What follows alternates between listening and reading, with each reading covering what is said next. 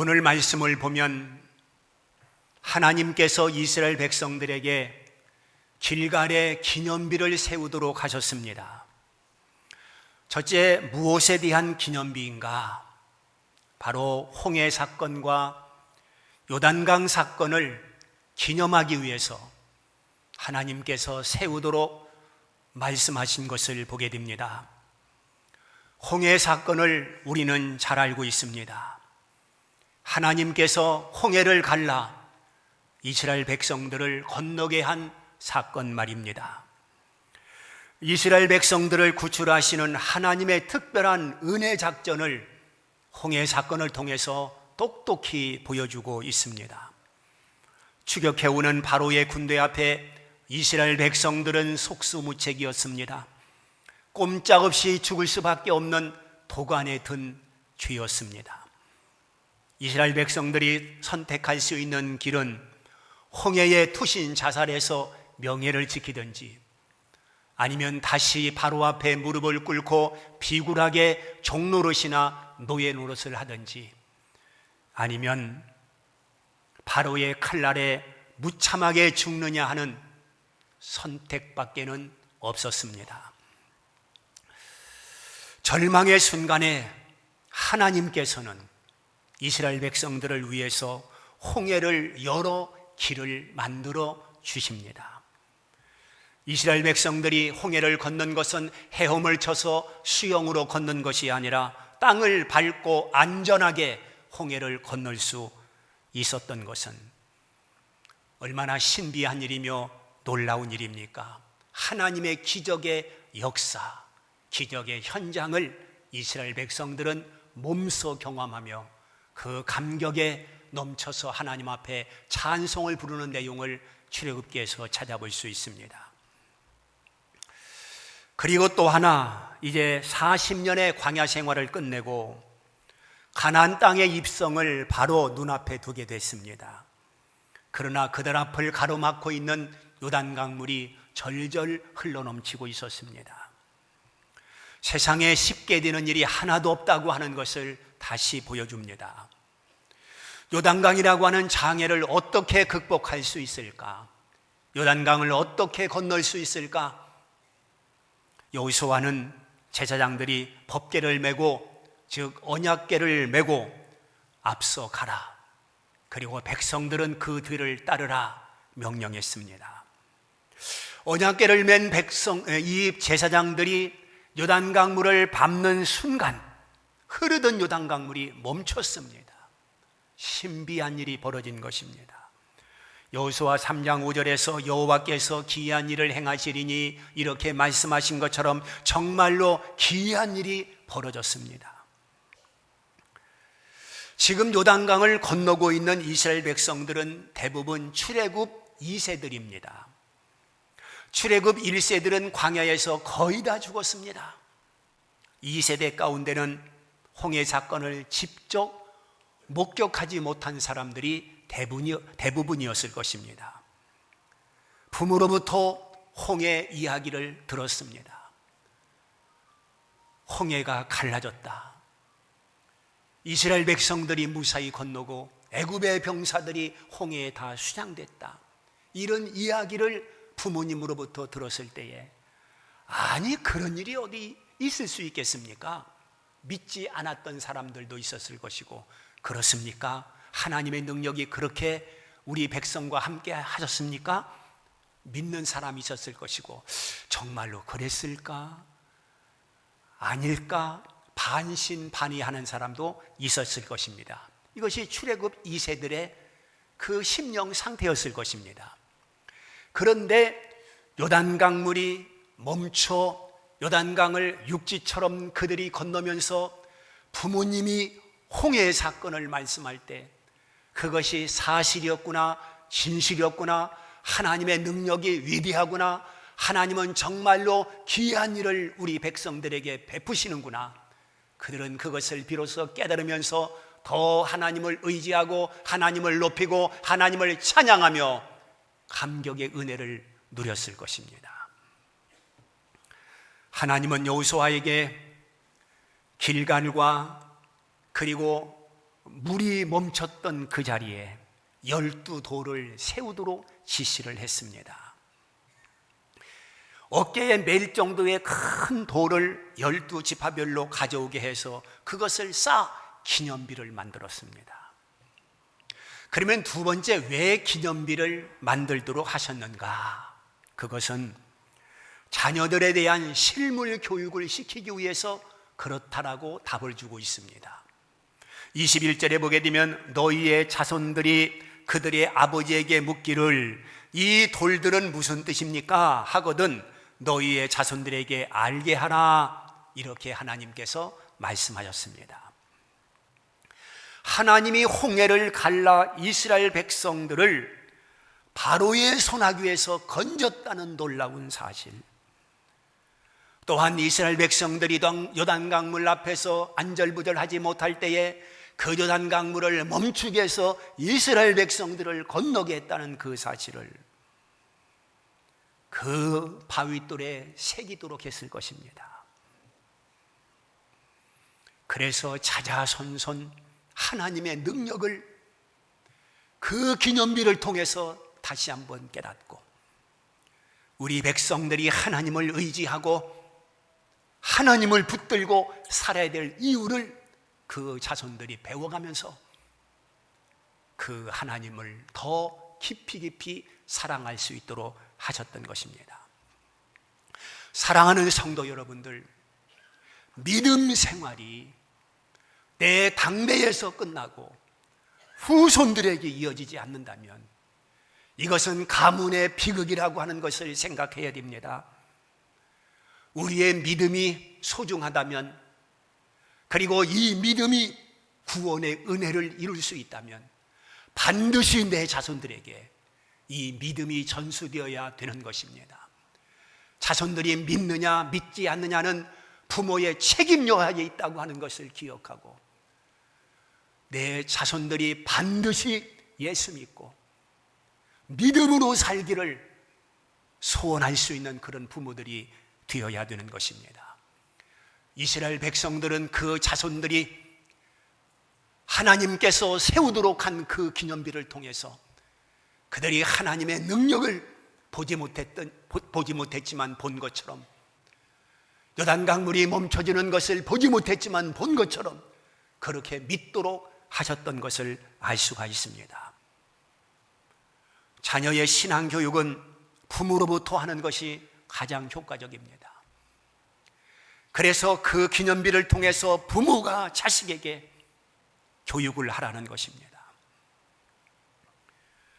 절대로 홍해의 기적과 요단강의 기적을 잊어서는 안 된다.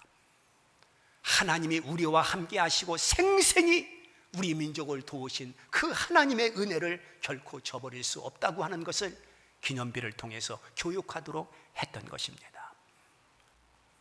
자녀들은 부모가 자기를 사랑하는 줄 알고 있습니다. 또 부모가 자기들이 올바른 길로 걸어가야 할 것도 알고 있습니다. 또한 자녀들은 부모가 절대적 존재라고 하는 그런 신뢰를 가지고 있습니다. 이럴 때 자녀들에게 무엇보다 하나님의 중요성, 무엇보다 하나님의 은총을 자녀들에게 심어줄 필요가 있는 것입니다. 유대인들의 신앙교육은 대부분 가정에서 이루어지고 있습니다. 신명기 6장 6절에서 9절까지 말씀을 보게 되면 오늘 내가 네게 명하는 이 말씀을 너는 마음에 새기고 네 자녀에게 부지런히 가르치며 집에 앉아 있을 때든지 길을 갈 때든지 누워 있을 때든지 일어날 때든지 이 말씀을 강론할 것이며 손목에 매라, 미간에 붙여라, 집문설주에 기록해라, 바깥문에 기록해라. 이렇게 하나님 말씀을 하나도 놓치지 아니하고 자기의 자녀들이 그 말씀 안에 묶여 살기를 부모들이 원하고 있는 것을 볼 수 있습니다.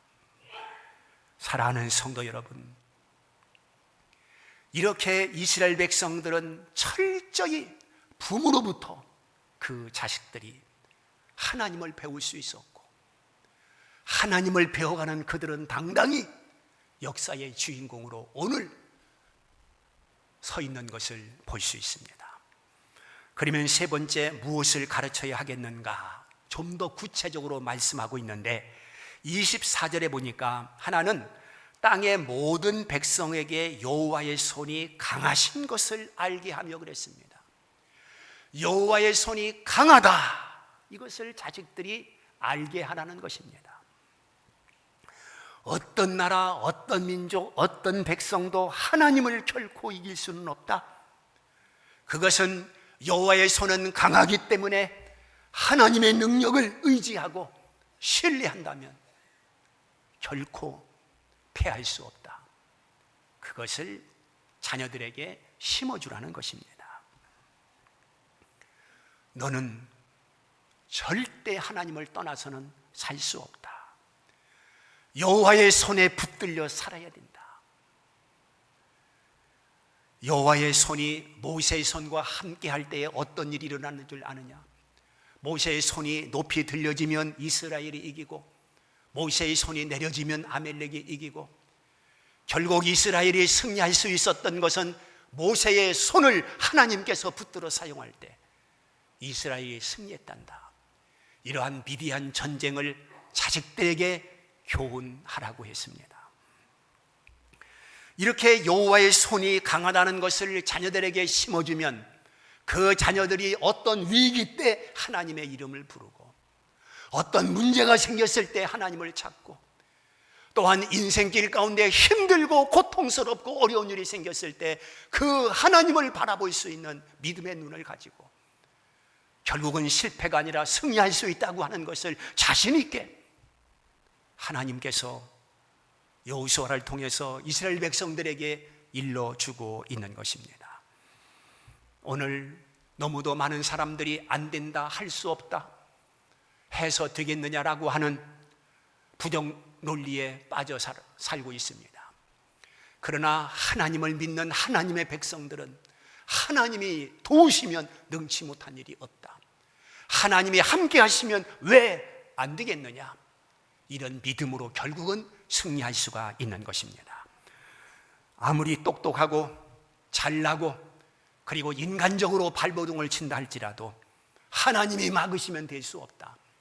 그러나 좀 부족하고 연약하고 모자라는 것 같아도 하나님이 함께 하시면 반드시 될 수 있다라고 하는 믿음이 오늘 우리 자녀들에게 필요한 것입니다. 이것을 부모로부터 전수받아야 되는 것입니다. 두 번째는 여호와를 경외하라. 저 기념비를 왜 세웠느냐? 거기서 무엇을 가르치라고 그랬느냐? 여호와를 경외하라고 말씀하고 있습니다. 24절에 보니까 또 너희가 너희의 하나님 여호와를 항상 경외하게 하려 하심이라, 이렇게 말씀을 하고 있습니다. 경외한다 무슨 뜻입니까? 하나님의 창조의 능력, 하나님의 섭리, 하나님의 거룩하심, 하나님의 심판하심을 그대로 믿고 하나님 앞에 거룩한 두려움으로 그를 믿고 그를 섬기는 것이 바로 경외인 것입니다. 하나님을 경외한다의 반대는 하나님을 무시한다, 하나님을 업신여긴다, 그런 말입니다. 그러니까 하나님을 경외하는 것은 믿음으로 하나님을 섬기는 거예요. 하나님을 인정하는 것입니다. 그러나 하나님을 경외하지 않는 것은 하나님을 무시하고 하나님을 업신여기고 배역하는 것입니다. 사울을 보십시오. 사울이 하나님께서 왕으로 세웠는데 그에게 교만이 들어갔습니다. 그랬더니 하나님을 무시합니다. 하나님을 어떻게 무시했느냐? 하나님에게 묻지 않고 신접한 자를 찾아서 물었다고 역대상 10장에서 말씀하고 있습니다. 이것이 하나님을 배역하는 행위고 하나님을 업신여기는 행위이지 않습니까? 그 결과는 어떠했습니까? 전쟁에서 전패를 당하고 사울은 자살을 해버리고 맙니다. 왕위도 다윗에게 뺏겨버립니다. 그가 하나님을 경외할 때는 그를 왕으로까지 하나님께서 높여주었지만 하나님을 경멸할 때는 그를 끝없이 끌어내리시는 것을 볼 수 있습니다. 그래서 안타까운 심정을 가지고 사무엘이 이렇게 말합니다. 사무엘상 15장 17절에 사무엘이 이르되 왕이 스스로 작게 여길 그때에 이스라엘 지파의 머리가 되게 하지 아니하였나이까. 즉 사울이라고 하는 사람이 겸손할 때에, 낮은 자리에 있을 때 하나님께서 그를 높이 들어 지파의 머리가 되게 하셨는데, 지금은 겸손이 아니라 교만이기 때문에 하나님께서 그를 책하시는 것을 볼 수 있습니다. 사무엘상 15장 26절에 왕이 여호와의 말씀을 버렸으므로 여호와께서 왕을 버려 이스라엘 왕이 되지 못하게 하셨음이니다라고 말씀하고 있습니다.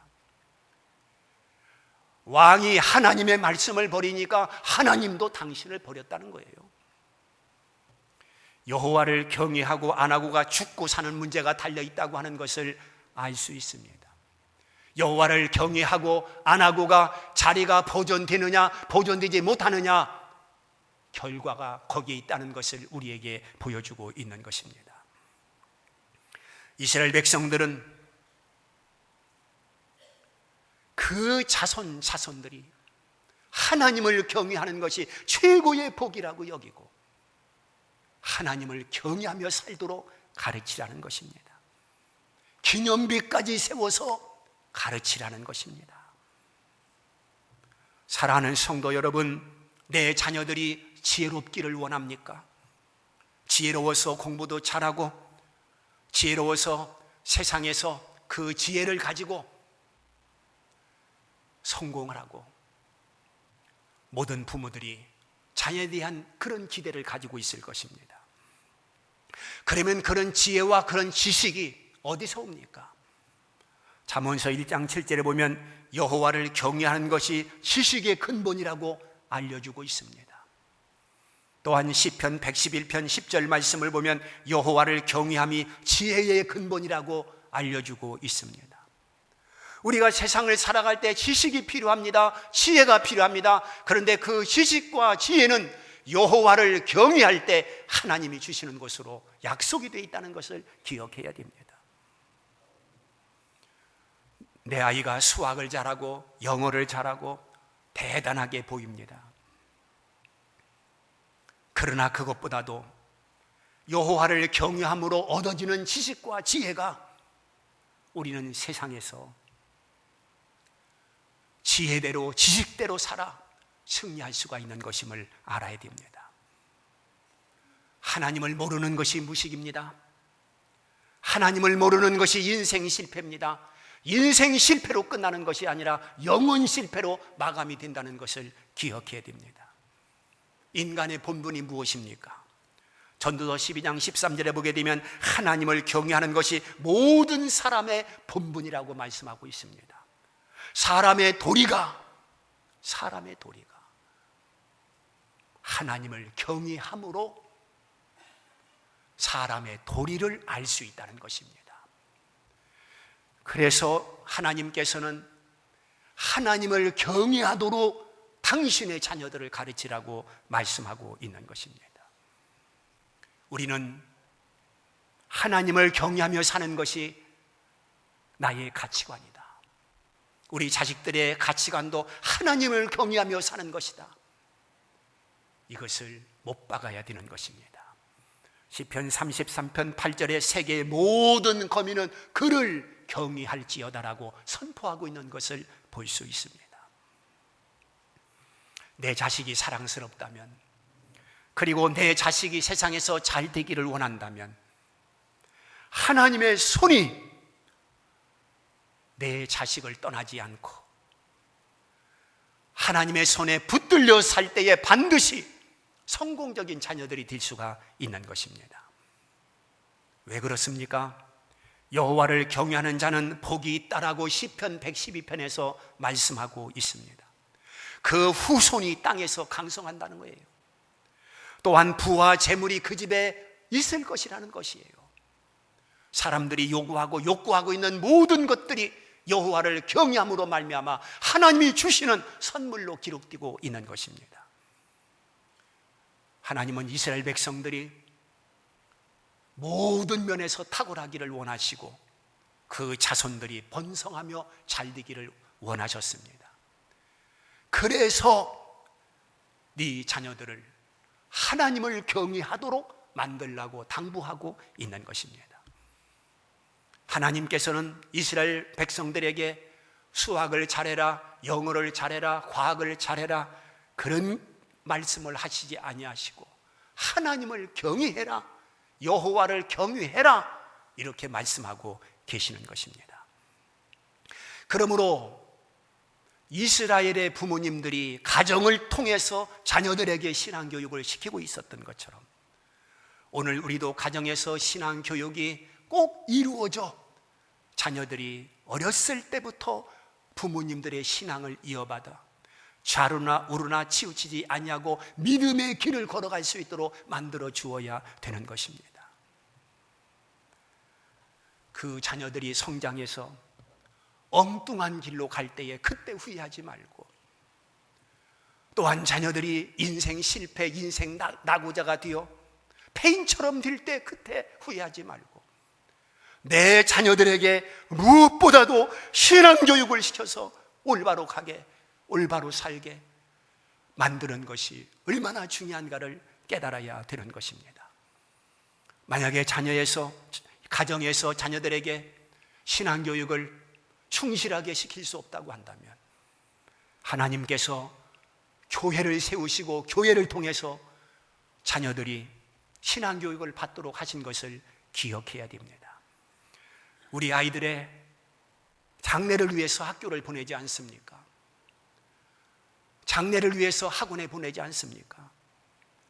그리고 남보다 더 공부를 잘하고 그리고 우수한 대학에 가기를 원하고 있지 않습니까? 그것은 다 자녀들의 장래를 위해서입니다. 자녀들의 앞날을 위해서 부모들이 염려하는 것입니다. 그렇다고 한다면 바로 내 자녀의 인생 성공은 하나님의 손에 붙들리느냐 붙들리지 않느냐에 있다고 한다면 자녀들의 앞날을 위해서 반드시 내 자녀들을 하나님 경외하도록 우리 주일학교에 보내고 성경학교에 보낼 수 있는 그런 부모들이 되어야 되는 것입니다. 또한 우리가 세상을 살다 보면 얼마나 세상의 도전을 받습니까? 시련과 환난과 질병과 곤고와 이런 것들이 범벅이 되어 있는 오늘의 세상에 내 자식들을 내놓아야 됩니다. 내 자식들이 그 시련과 싸우고 질병과 싸우고 세상의 모든 불의와 싸우고 불이치와 싸우면서 당당히 설 수 있는 것은 믿음의 힘밖에 없는 것입니다. 그런 세상의 도전에, 환경의 시련에 흔들리지 않고 넘어지지 않고 믿음을 지켜 오히려 믿음으로 도전할 수 있는 그러한 자녀들이 될 수 있다면 바로 그 자녀를 통해서 하나님의 뜻이 성취되며 그 자녀들을 통해서 하나님의 영광이 드러나지 않겠습니까? 말씀을 맺습니다. 너희 자손들에게 알게 하라. 이게 하나님의 뜻입니다. 너희 자손들에게 알게 하라. 신앙이 내 자신에게서 멈춰서는 안 됩니다. 신앙이 내 자신에게서 중단돼서는 안 됩니다. 반드시 너희의 자손들에게 알게 하라. 그 신앙이 흘러가야 됩니다. 그래서 내 당대보다 후대가 더욱더 뜨거운 믿음을 가질 수 있도록 그렇게 우리가 자녀들을 위해서 믿음을 계승해야 되는 것입니다. 그래서 자자손손 예수의 이름이 드러날 수 있는 빛난 가문이 되어야 될 것입니다. 이 은혜가 모든 성도들에게 있어지기를 주의 이름으로 축원합니다.